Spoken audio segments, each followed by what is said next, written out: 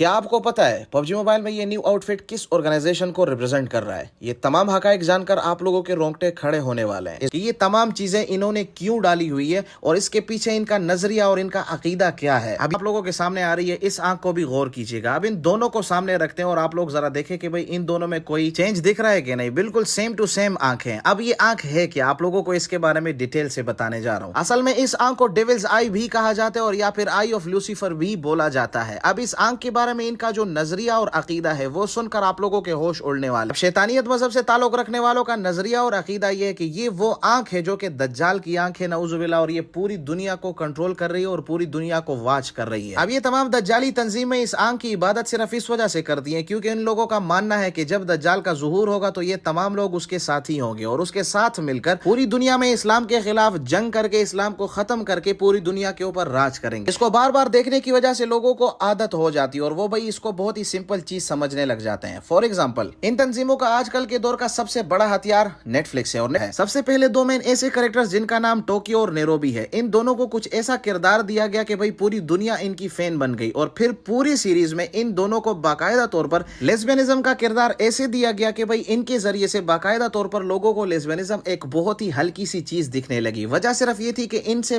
बार बार इस चीज को इतना दोहराया गया कि लोगों को ये चीज आम दिखने लगी।